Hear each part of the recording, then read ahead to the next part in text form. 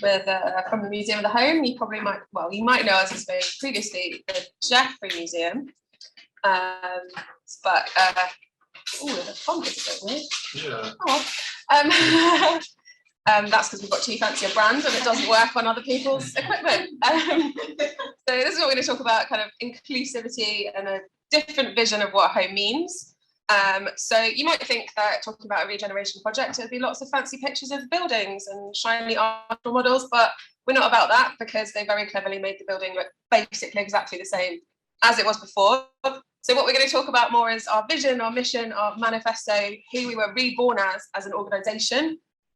So these are kind of the key points, what we focus on, what we do. We still have the core of who we were. So we still have our rooms through time period room sets, but we've created new galleries, new spaces, new community focused spaces. So we've got a new pavilion, studio, research space that's open to anyone. So basically you can come and do anything at the museum. You can research your family history, you can have a workshop, a meeting, you can join some family activities, you can have a lovely picnic, you can even get married.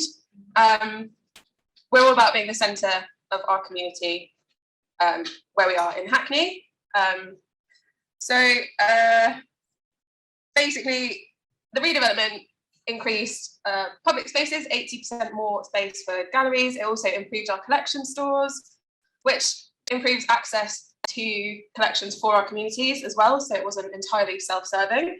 And our new vision kind of touches more on personal stories and the lived experience of the domestic rather than that interior design focus that we used to have.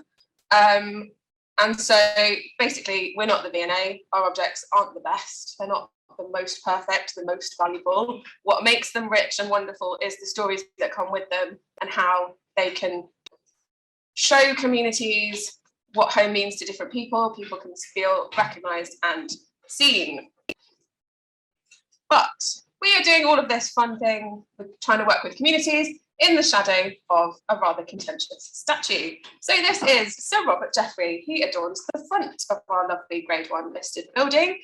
And he was an ironmonger and Lord Mayor of London, but he also had part ownership in a ship which we definitely know participated in the transatlantic slave trade, where he made some of his money. Now, being in Hackney, that's quite problematic for a lot of our local communities who see this as rooted in trauma, quite rightly. We believe they are right, basically. So it's caused us problems with dealing with our communities, working with our communities, and wanting them to feel that the museum is the safe space that we want it to be. So we're addressing it as best we can within the rules of the law and the guidelines of the government. And we're working really hard on what we do curatorially and how we reach out to people to kind of counteract this massive glaring problem. So we commissioned artists like Michael McMillan to create film content and room sets. We had our volunteers really dig into the history of Jeffrey and create a display. We've got our youth group currently writing poetry to address the statue, and we're consulting with another youth group, Voyage, about what we should do next. So none of it's our decision. It's not anything to do with us. It's all about our community, what they think we should do, guided by the government, unfortunately. We've talked about that fun landscape the culture's in at the moment. So touched on some of the kind of stories of diversity, inclusion, representation, which are evident in our galleries.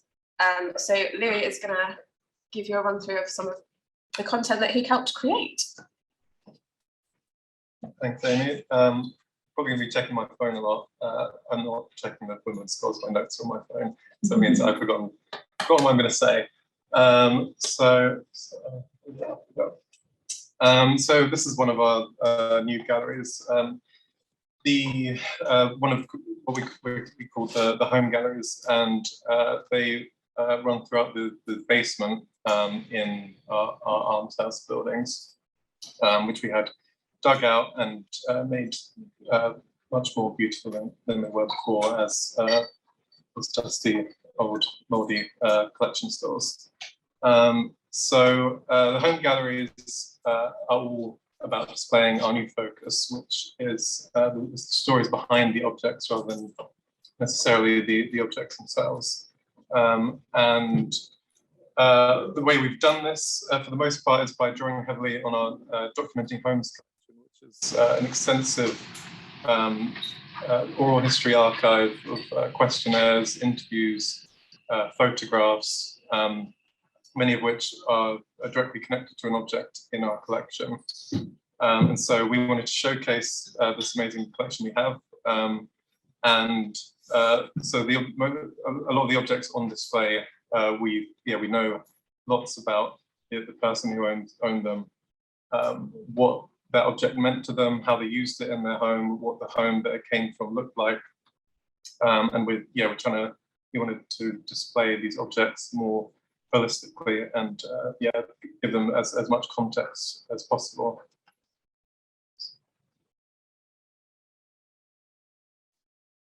At the beginning of the galleries, of home galleries, we asked visitors, what does home mean to you? And we want to get visitors to start thinking about home on a more conceptual level. In the galleries that follow, we introduce them to lots of different types of homes from a diverse array of backgrounds. And so, we hope that by the end of it, they're really really asking themselves what home means. And hopefully we've expanded that idea a little bit for them. So the gallery here is called the Style and Taste Gallery, and that just looks a bit about kind of how social changes have impacted domestic fashion and have been impacted by domestic fashion over the past 400 years.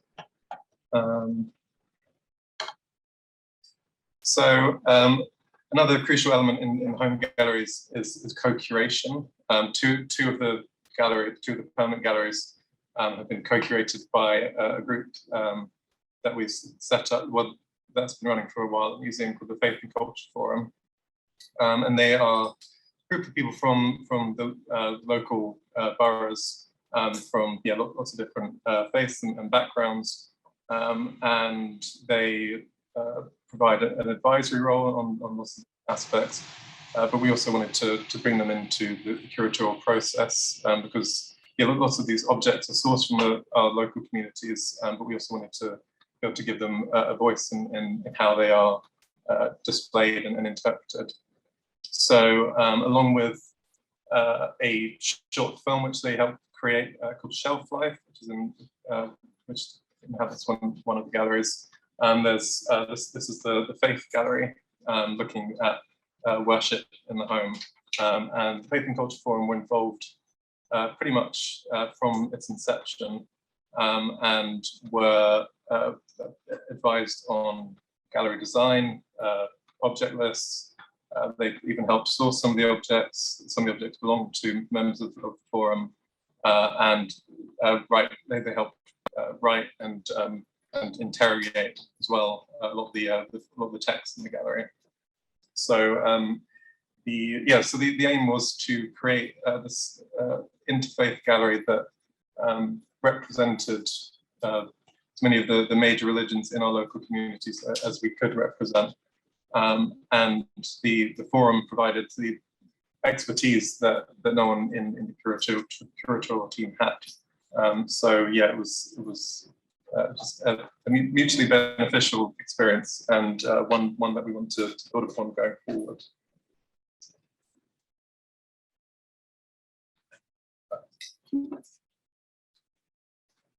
So I'm going to jump back in and talk about one of the angles of our Documenting Homes collection. This is our Stay Home collection, which was a rapid response collecting project due to the lockdown. Basically, everyone was in their home experiencing it differently, so we wanted to capture that. This is one of the photograph submissions that we received. Obviously, it's part of a collecting model that we've been doing for a while, but what made this really interesting in that we're bringing that community-centered kind of thought and co-curation into our documentation and our cataloguing. So most of these images aren't on display, but we are working with the participants for them to self-describe what's in those images. for them to really be the voice about what gets said about those images and their testimony and their stories, and really going back to the roots of like, what does it mean to own or hold a collection of oral history and experiences, and really kind of drilling down into what that means. One way that we've been doing that is kind of working with bigger partnerships to kind of make it not all about us and what we're doing, but sort of making it fit with a more national feeling. So we've got part of an AHRC funded project called the Stay Home Stories with the Centre for Studies from Home. And part of that is also about getting artistic responses in, because we talked about earlier how catalogues are really exciting for us, but maybe not for everybody. And a way that we found gets people in and thinking about things differently is kind of artistic interpretation. So on the right there is an artwork by Ala Al-Siraji, which responds to our Stay Home collection. And by bringing in that voice, kind of artistic voice, it gives people permission to kind of think about things, how it works for them, and kind of different ways of interpreting that isn't coming from the curator, and that sort of fosters a sense of community belonging and all of that thing that we're trying to achieve. And now we're also figuring out how we then accession artworks which are about our artworks, and all the fun kind of documentation rabbit holes you get when you do that work. So yeah, our community focused and co-curation is in everything, not just what goes on display. And then we're going to talk more about what does go on display. So if you haven't been before, our kind of main offering historically, and the redevelopment project hasn't changed much, are period room displays, looking at the development of the main living space in the home from the 1600s to modern day. And they're wonderful galleries. They're been beloved by the local community for decades, but they historically we've only shown urban middle class households. So yeah, pretty much exclusively white households as well. So our collections kind of provide a big barrier to all these ambitions that we have, and they're kind of at odds with what we've been doing with the home galleries and with our kind of general reinvention. But we were able to redo one period room, and this is our 1970s front room, which was curated by artist academic Michael McMillan. And this is kind of trying out a new model of creating period rooms. So the other rooms are kind of amalgamations of a lot of historic stories, and kind of just a curator's educated guess at what would have been the most likely objects to be found in a home at whatever period that we're looking at. But this is a personal approach. This is pretty much based upon Michael McMillan's childhood home, which was on the Kingsgate estate in Hackney, so right next to the museum, pretty much. And I think what this has done is lend a lot more life to the room, a sense of being lived in, which I think a lot of our other room sets can just feel like film sets, and are kind of difficult to relate to. But visitors have really responded to this, and even though it's a personal story, it has a universality that people from lots of different backgrounds, you can overhear it when you walk past visitors standing outside the room. They're all pointing out things that were in their home as a kid or in their grandmother's home. And so this is probably our most popular gallery now. And this is exactly the sort of thing we want to do going forward. We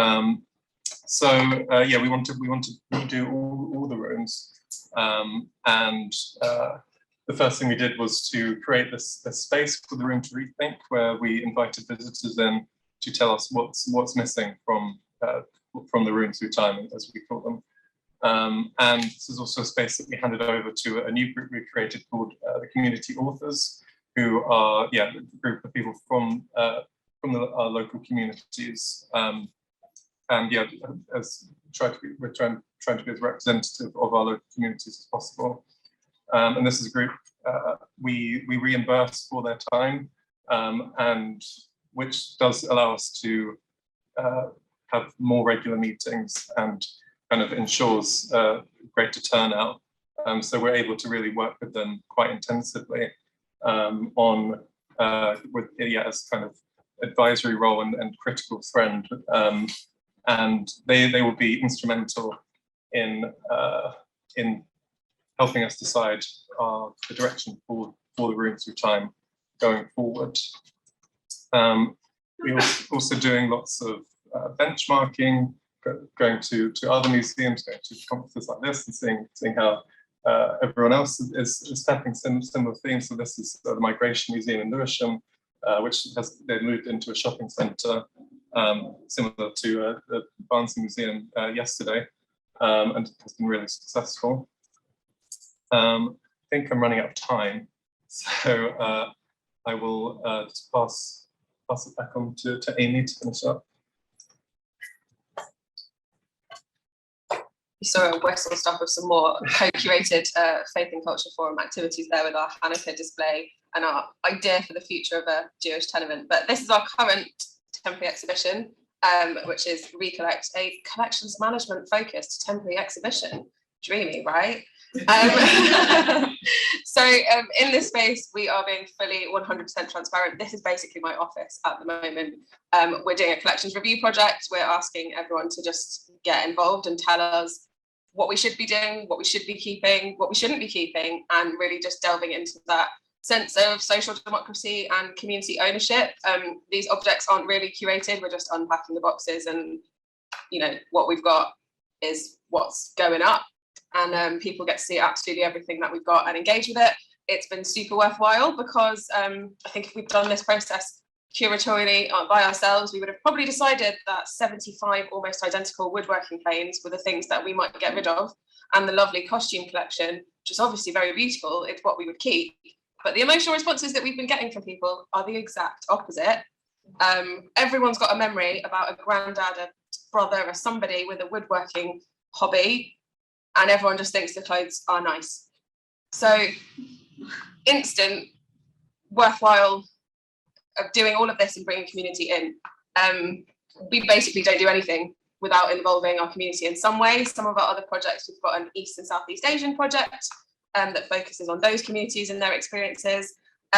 We are running a tea wagon, which we send out into our local estate to blend a tea specifically for them, that we will then give them free tea on a Friday, come and drink the tea they made. And so it's just, this is the start of our journey. We've only existed for a year in this, guys, but we're just growing and growing on bringing our community in. Okay.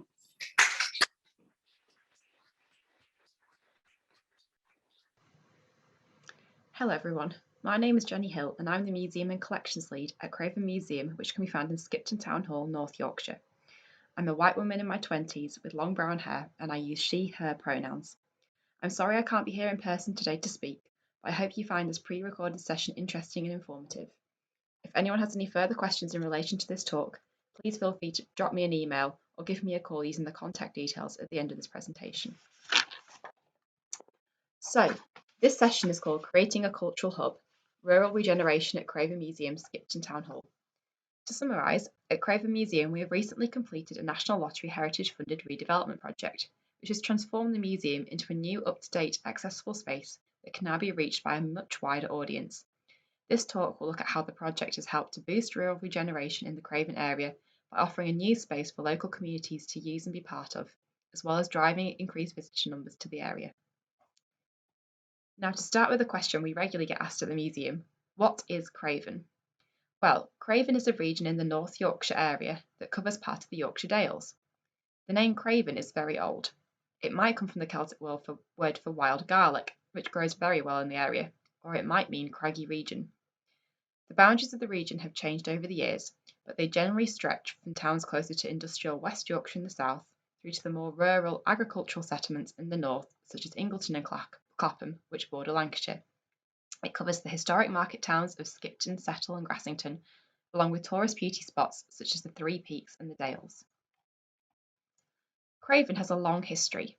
Before human history, around 3.3 million years ago, Craven was covered by a warm sea full of marine life.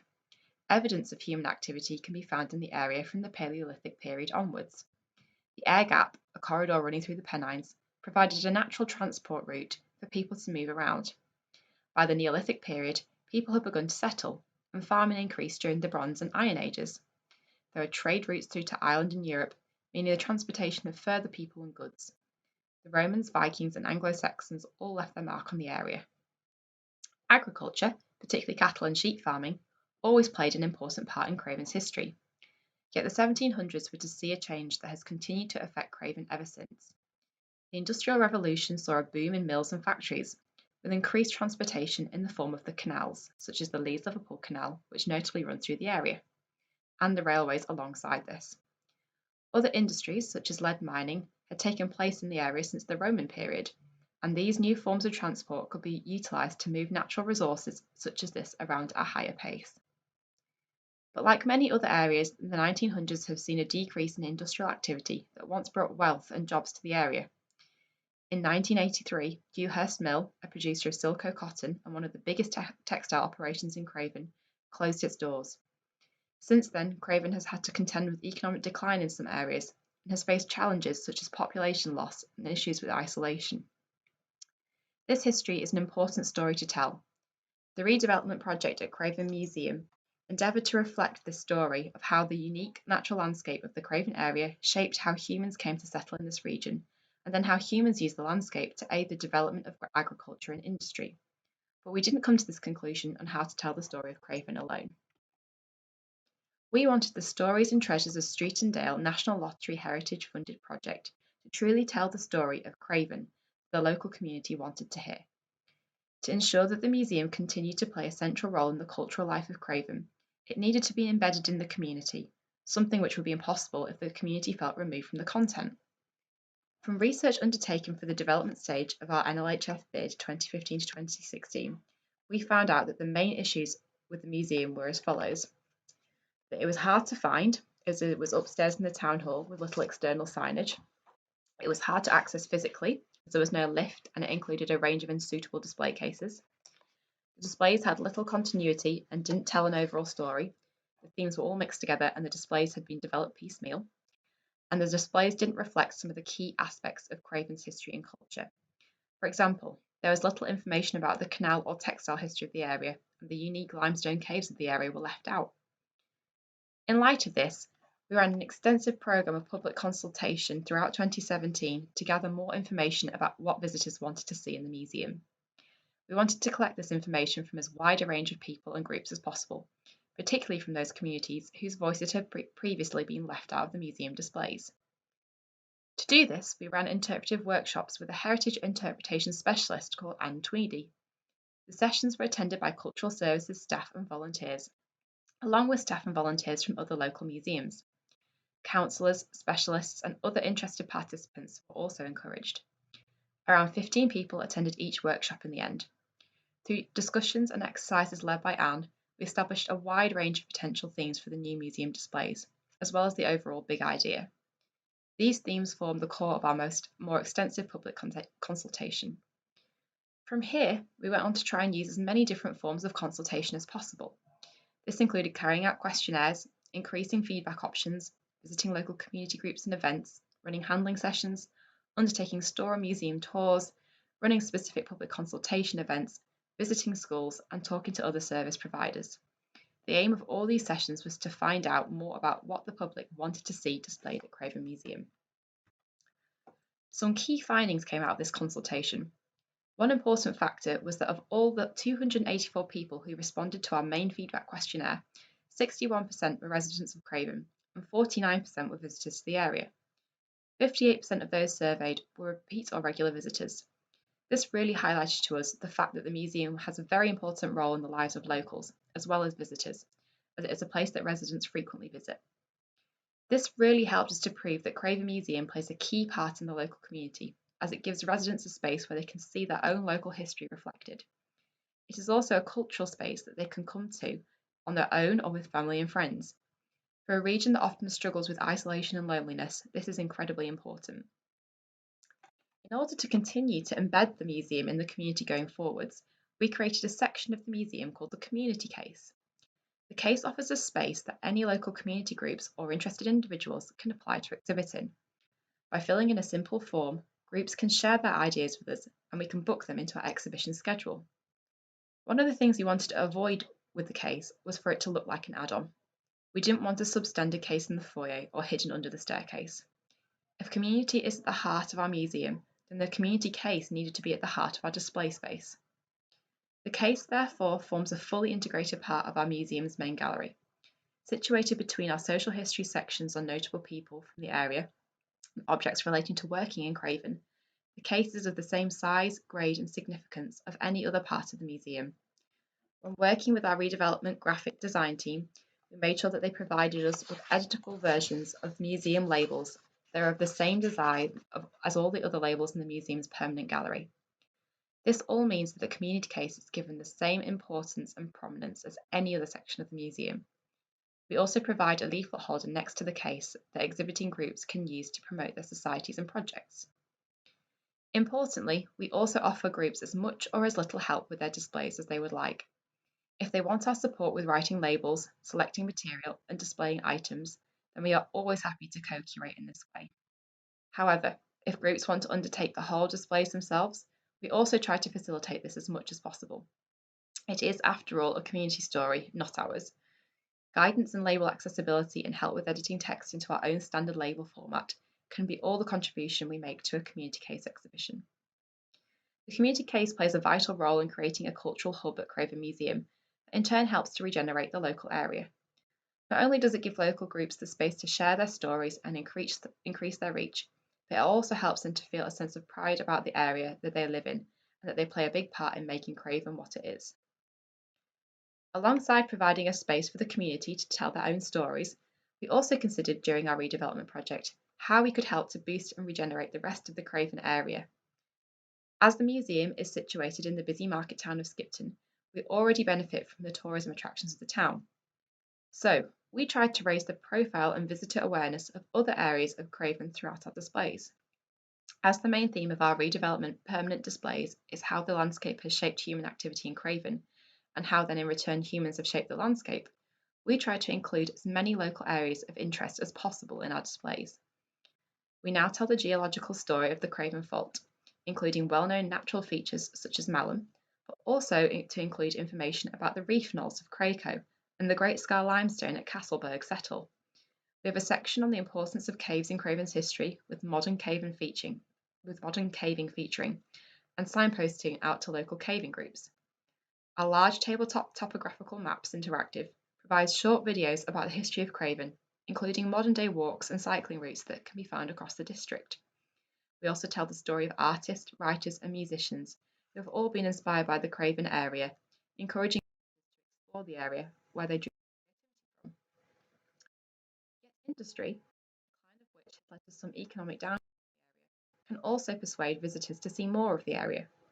Our section of the Canal and its links with local mills is very popular, and visitors regularly want to visit the nearby towpaths and walk to other towns in the area after they've seen our exhibition.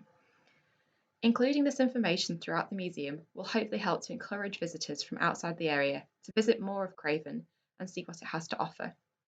Social history objects play a key role in sharing this information, as they allow visitors to understand more about the history of the area through the lived experience of those who have made their homes here. Gaining an increased understanding of these stories will hopefully engage them to go out and see more. I have personal experience of being asked to show a visitor on a map the location of Malham Cove, as they wanted to go and visit it after seeing a photo of it in the museum displays, which they even pointed out to me which photograph it was that had inspired them. Tourism has played an important role in boosting the local economy after the loss of industry, so small actions like this can have a big impact. So, what next? We may have completed our redevelopment project, but there's still lots more that we want to do to continue to play a role as a cultural hub for Craven and to encourage rural regeneration. As we are part of Skipton Town Hall, which runs a cultural and creative programme in the redeveloped concert hall throughout the year, we aim to feed into this work wherever possible. The exhibition gallery plays a big role in this. The gallery is a white cube-style gallery space that runs temporary exhibitions throughout the year. The focus is always related to Craven, whether this is through hosting solo or collective artist exhibitions by creators from the area, or those who are heavily inspired by the area, or a large exhibition by a community group. During exhibitions hosted by the Town Hall itself, the museum plays a large role in providing items and historical context for some of the themes and topics covered. This is another way in which our social history objects can help to boost regeneration. For example, we have plans over the next 2 years to potentially run an exhibition focusing on the textile history of the area, including the life cycle of clothes. This will feature present-day designs from the area, which will be backed up by historic museum items that show how the industry has always played an important role in Craven's history and people's lives. In line with our NLHF goal to continually improve access to the collection, we are always looking to improve our digital offer. As part of the project, we developed a brand new website. Previously, we only had a page on Craven District Council's website and our project blog run on WordPress, which could be difficult for users to find and navigate. We now have a website that is fit for purpose and accessible with a much wider reach. Since we launched, we're now getting many more visitors to the website than we used to. We are therefore trying to boost access to the museum collection, particularly the social history collection, through our new collection stories page. This is a specific part of the website where readers can learn more about items in the museum collection. The idea is to explain the main stories and themes behind the museum's items. As we all know, looking at a single item on its own, out of context, can be difficult to understand and sometimes off-putting for visitors. But by grouping objects together and exploring their importance within the wider story of Craven, the collection can be much more engaging. Our collection stories currently cover Dewhurst Textile Mill, our Robert Mouseman Thompson furniture, the Kirksink Roman Villa at Gargrave, and Richard Riley's diary, a mill worker from the 1860s and one of our star objects. Whilst we currently don't have the capacity to host our whole database online, this collection stories approach still allows online users from across the world to interact with our social history collection. It also means that visitors don't have to have a specialised knowledge to access the collection, as the story-based approach can be understood by people at all levels, often making it much more engaging. The collection stories page has so far been viewed over 1,000 times, a figure we hope will keep growing as we keep adding articles. So, to summarise then, our Stories and Treasures of Street and Dale National Lottery Heritage Funded Redevelopment Project has helped Craven Museum to become a real cultural hub. We've put people and their social history at the heart of everything we do, both in the stories we tell and in our approach to our visitors. Our new displays are more accessible, increasing engagement and inclusivity for all our community.